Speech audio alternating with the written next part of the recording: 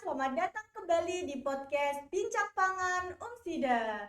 Di episode kali ini, saya akan membahas tentang kewirausahaan kuliner. Di samping kanan saya sudah ada Bapak Insinyur Suhartono.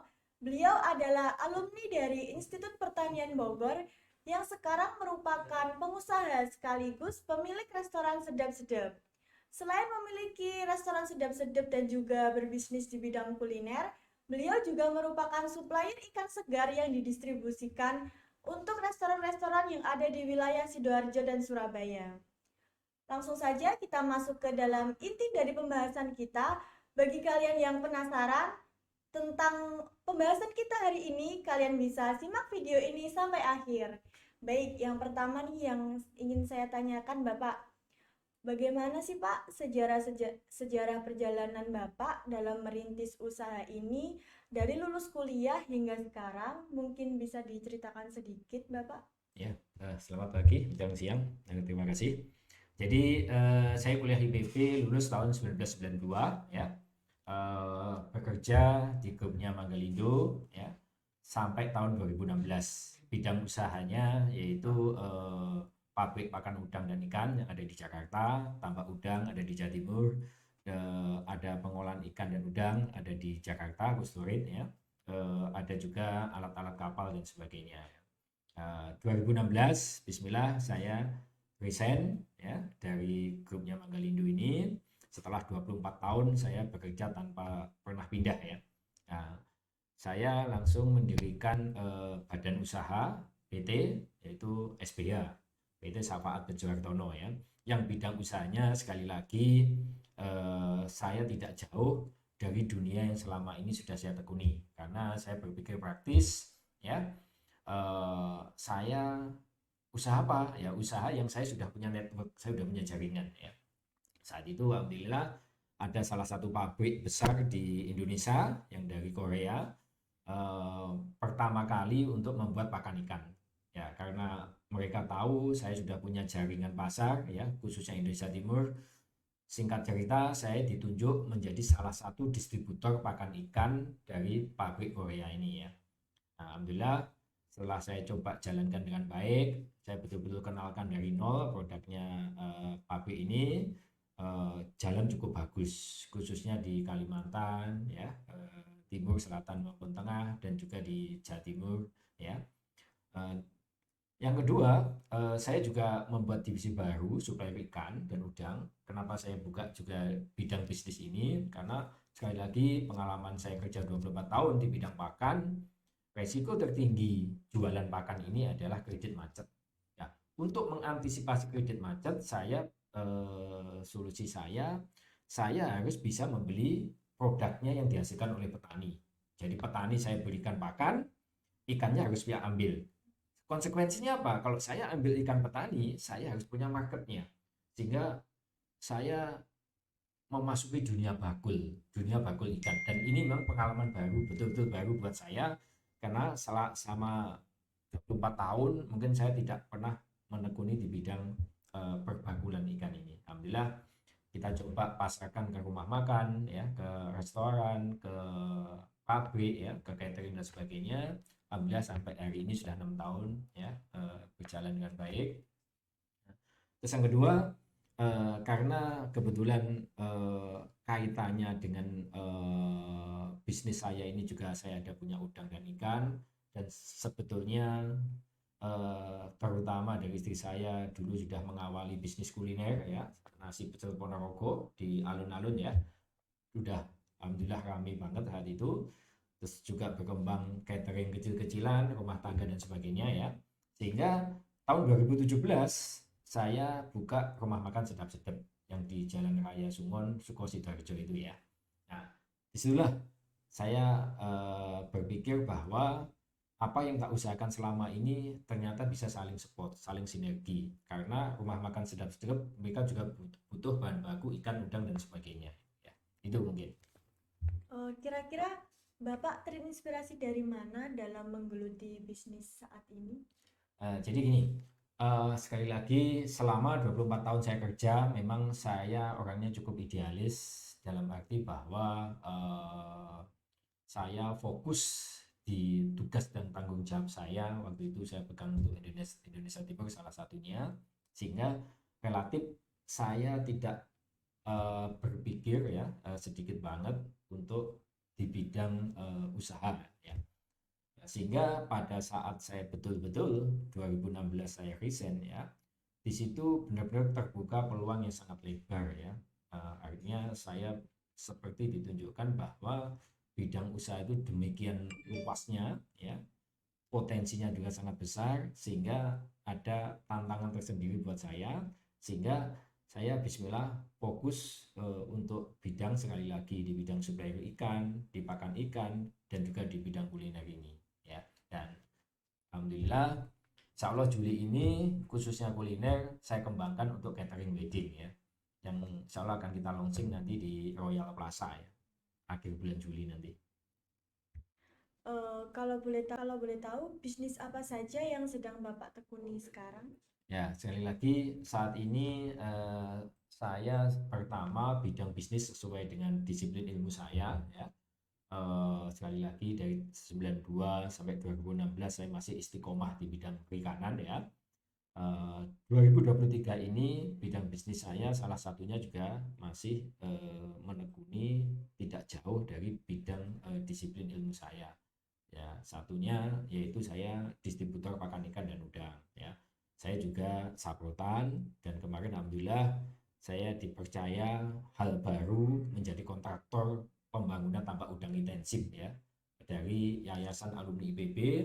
Jadi IPB membuat yayasan alumni, mereka yang alumni punya duit pengen punya usaha tapi nggak ada waktu, kita buatkan bidang usaha ya.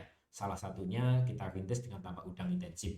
Waktu itu ini ada dana 5,6 M, Pak Hartono, tolong saya buatkan dari tanah kosong sampai siap produksi ya. Alhamdulillah tambak itu sudah selesai sekarang saya bangun, sekarang sudah produksi, mungkin ini sudah memasuki bulan kedua sekarang ya. Itu ya. Terus yang kedua juga kedepannya sekali lagi saya juga akan kembangkan nanti di bidang kuliner ya, karena kuliner ini sekali lagi luar biasa ya, biasa besar potensinya. Karena penduduk yang padat seperti Surabaya dan Sidoarjo ini ya, itu potensi pasar yang luar biasa. Kalau di Jakarta itu Jabodetabek. Jadi kalau kita bisnis kuliner ada di kota besar seperti Sidoarjo, Surabaya, seperti di Jabodetabek, itu sebetulnya potensi yang sangat dahsyat itu, karena penduduknya padat. Jadi sekali kita berhasil, pengalinya itu luar biasa ya. Pengalinya luar biasa. Salah satu contoh saya sampaikan bahwa ada satu rumah makan yang omsetnya satu bulannya sudah rata-rata di atas 1 M. Ada yang 2 sampai 3, 5 M satu bulan. Bayangkan, satu outlet. Ya, itu gambaran aja ya. Mungkin dalam menjalani bisnis, Bapak menemui beberapa rintangan yang mungkin sedikit menghambat, atau apa sih kendala saja yang Bapak temui ketika menjalankan bisnis ini? Oke, jadi sekali lagi ya, sebagai pebisnis baru ya, yang baru memasuki tahun ke-6 ya, yang paling tak rasakan kendala ini ada di SDM ya.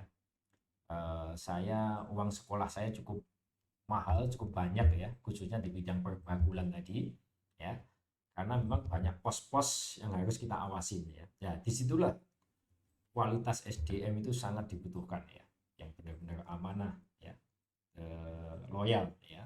Ya, di situ saya juga terpikir bahwa kenapa owner saya mempertahankan saya habis-habisan ya pada saat saya resign ya, karena sekali lagi alhamdulillah mereka owner saya tenang, uang ratusan miliar sama saya utuh uangnya, nggak pernah hilang gitu. Sementara di wilayah lain banyak kehilangan uang ya, dalam arti mungkin di ini sama karyawannya sendiri dan sebagainya gitu ya. Ya, sehingga disitulah tantangan buat saya saat ini, terutama ada di kualitas SDM ya. SDM.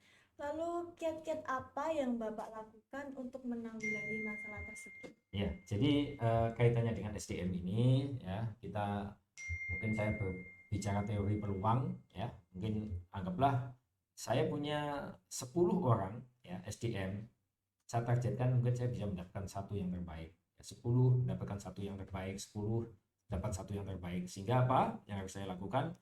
Saya harus rajin rekrutmen, ya rekrutmen baik dibantu oleh anak-anak saya lewat medsos dan sebagainya ya. Kita terus buka lowongan kerja, kita terus interview, kita terus rekrutmen ya.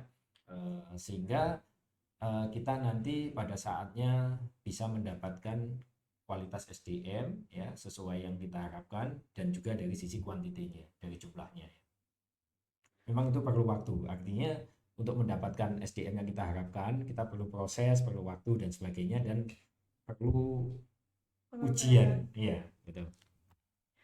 Lalu bagaimana Pak? Apakah kedepannya akan ada prospek lagi mengenai bisnis ini? Iya, jadi sekali lagi ya, eh, bidang bisnis ya kaitannya mungkin dengan bidang pangan ini ya, itu sebetulnya sangat luar biasa besar. Jadi seperti kayak bidang kuliner, nanti akan saya kembangkan ya. Tadi saya sampaikan bahwa saya ada rumah makan sedap-sedap ya. Rumah makan sedap-sedap ini pun harapan saya nanti saya kan baru punya di Sidoarjo ya. Gambaran saya harus punya di kota yang lebih gede, Surabaya tahun depan. Kenapa di Surabaya? Sekali lagi sana padat sekali gitu loh. Nah, saya tahu omsetnya mereka rumah makan berapa karena saya suplai ikan ke dia. Jadi saya tak gambaran tahu, oh ini luar biasa nih kebutuhan ordernya ikan sama saya segini. Berarti omsetnya saya bisa hitung kurang lebih gitu loh ya. Sehingga saya harus punya cabang nih sedap-sedap nanti di kota yang lebih gede, penduduknya lebih padat ya. Kedua, saya kembangkan untuk di bidang catering wedding, catering di corporate ya. Alhamdulillah insya Allah mohon doanya ini ada satu perusahaan besar ya internasional dari luar negeri, eh, penawaran kita sudah masuk ya sedap-sedap, melayani satu hari minimal 3.000 karyawan ya. Bisa sampai 5.000 satu hari. Jadi kalau saya hitung dengan angkanya itu satu hari itu bisa mencapai angka 50-an juta itu satu hari. Satu hari. Tapi kita harus dikasih tempat, kita harus masak di pabrik itu. Itu baru satu pabrik ya. Ya itu. Belum nanti kaitannya dengan kuliner itu sendiri ya. Kalau saya udah bisa kerjasama dengan biro travel dan sebagainya, mereka makan di rumah makan saya sedap-sedap, otomatis orang travel, orang wisata pulang dia butuh oleh-oleh. Saya harus siapkan nanti mungkin snack, berbagai snack ya, mungkin dari ikan, mungkin dari buah-buahan ya, keripik dan sebagainya itu mungkin bisnis-bisnis yang kedepannya itu luar biasa masih bisa kita kembangkan terus itu. Di prodi kami ada mata kuliah kewirausahaan dan juga boga, dan ada beberapa mata kuliah lain untuk mendukung kami agar kami menjadi entrepreneur yang handal. Kemudian, apakah ada saran dan arahan mengenai hal ini, Bapak? Ada satu hal, jadi khususnya untuk adik-adik mahasiswa ya, khususnya prodi pangan ya, Teknologi pangan. teknologi pangan Universitas Muhammadiyah Sidoarjo ya. Pesan saya satu, awali bisnis, mulai bisnis sedini mungkin, seawal mungkin. Jangan pernah takut, jangan pernah malu ya. Sekecil apapun bisnis, yang penting mulai. Karena yang paling berat untuk bisnis adalah memulainya. Kalau sudah mulai, nanti akan ketemu sendiri jalannya. Masalahnya akan ketemu, masalah tangani, problem solving terus ya. Nanti akan berkembang dengan sendirinya. Ada masalah ini tangani, ada masalah ini tangani. Akhirnya akan muncul, akan baik-baik sendiri gitu. Ya, sekali lagi untuk mahasiswa khususnya, kalau benar-benar tertarik di bidang entrepreneur ini ya, saran saya secepatnya sedini mungkin meskipun masih kuliah ya. Contoh paling gampang, jualan di teman-teman kuliah sendiri atau di depan kampus atau di jalanan lewat kampus atau di dekat kosnya gitu ya, jualan online dan sebagainya gitu. Pokoknya mulai secepatnya sedini mungkin mulai berbisnis ya. Kebetulan saya juga sudah memulai, Pak, bisnis berjualan sejenis pangsit, itu pangsit buah, dan itu baru berjalan. Saya memulai PO itu bulan lalu, dan sekarang sudah 3 kali open PO, dan itu kita baru memulai, Pak, tapi banyak sekali struggle dan masalah yang harus kita hadapi. Mungkin Bapak ada sedikit tips untuk kami mahasiswa teknologi pangan khususnya yang baru merintis suatu bisnis agar bisnis itu tetap berjalan dan tidak macet di tengah jalan. Ya, jadi satu, kuncinya bisnis harus ulet dan sabar. Satu ini, harus punya jiwa yang betul-betul ulet, artinya nggak gampang ceklekan. Orang Jawa bilang nggak gampang patahan. Gagal sekali sudah frustasi, gagal sekali frustasi. Itu bukan karakter seorang pebisnis. Banyak cerita seperti kayak KFC dan sebagainya ya, setelah sekian tahun baru menemukan resepnya, banyak lah ya. Banyak orang pebisnis yang benar-benar mulai dari nol tapi nggak simsalabim. Artinya apa? Dibutuhkan keuletan dan kesabaran dan semangat ya. Nah, seperti kayak bisnis pangsit seperti itu ya. Terus akhirnya nanti akan bisa ketemu pangsit yang enak itu akan seperti apa. Apalagi ada fasilitas lab di Prodi Pangan ya. Iya. Untuk membuat pangsit itu istilahnya enak seperti apa. Artinya nggak kenyal bagaimana. Bisa awet bagaimana tapi tanpa bahan pengawet. Nah, itu kan ada. Nah, yang kedua pemasarannya sendiri. Oh, di samping online saya harus jual di mana ya? Oh, mungkin tak titipkan ke beberapa outlet ini. Akhirnya itu akan berkembang. Yang penting pokoknya karena ini juga masih kuliah ya, Iya. masih kuliah. Jadi harus pintar-pintar untuk membagi waktu, manajemen waktu ya. Iya. Jadi jangan sampai nanti bisnis kuliahnya jadi keteteran. Ya, artinya dua-duanya tetap harus Prioritas. berjalan bersama, berdampingan bersama, selesai bersama-sama. Baik. Terakhir nih Bapak, menurut Bapak bagaimana peran Prodi Teknologi Pangan terutama di Universitas Muhammadiyah Sidoarjo terkait perkembangan industri yang ada di Indonesia khususnya di Sidoarjo? Ya, jadi Sidoarjo ini boleh dikata menjadi salah satu kota industri ya di antara kabupaten-kabupaten di wilayah seluruh Indonesia. Seperti kita lihat ya, hampir semua kecamatan di Sidoarjo, baik kota ya, maupun kecamatan di luar kota seperti Candi, Tanggulangin ya, Jabon dan sebagainya, Krian, Wonoayu, semua pasti ada pabrik di sana. Bahkan Sidoarjo sudah ada kawasan industri yang sangat besar ya, menurut saya kedepannya itu, Lingkar Timur itu ya, ada kawasan pergudangan dan sebagainya. Karena apa? Salah satu yang menopang industri di Surabaya itu Sidoarjo pilihannya, di samping Gresik dan Mojokerto dan sebagainya. Sehingga kaitannya dengan prodi pangan ini ya, itu sangat strategis dan sangat dibutuhkan. Ya, di samping untuk industri, mungkin juga untuk pelaku-pelaku bisnis untuk UMKM dan sebagainya. Ya, contoh misalnya bagaimana nanti hasil-hasil riset dari Prodi Pangan Universitas Muhammadiyah Sidoarjo itu bisa diaplikasikan oleh pelaku UMKM. Ya, contoh misalnya bagaimana ini membuat bakso ini awet tapi tanpa bahan pengawet, bisa tahan lama. Ya, nah, demikian juga produk yang lain, bagaimana membuat ini produk ini misalnya sehat dan sebagainya ya. Nah, saya gambarkan ada beberapa dalam tanda kutip ini di dalam pabrik itu misalnya filet ikan, filet dori ya. Di situ ada limbah, ada kepalanya, ada ususnya yang nggak dipakai ya. Terus ada tetelannya yang merah itu dan sebagainya ya. Itu sebetulnya kesempatan emas ini. Ini mau dibuat apa aja ya. Dan itu potensi luar biasa. Ya, misalnya dibuat siomay kayak, dibuat pentol kayak, dibuat campuran roti dan sebagainya, banyak banget itu sebenarnya. Dan sekali lagi prodi pangan ya seperti kayak Sidoarjo itu sangat strategis, bisa mensupport ya perkembangan industri kecil UMKM maupun industri menengah dan besar khususnya Kabupaten Sidoarjo. Apalagi sekarang bupatinya sangat muda ya, kesempatan emas untuk bisa maju lebih baik. Baik. Terima kasih banyak Bapak atas waktunya yang Bapak sudah mau menyempatkan hadir di podcast kali ini. Terima kasih juga bagi kalian yang sudah menonton video ini. Jangan lupa saksikan terus video kami di podcast Bincang Pangan Umsida. Saya Dipora. Terima kasih. Wassalamualaikum warahmatullahi wabarakatuh. Waalaikumsalam warahmatullahi wabarakatuh.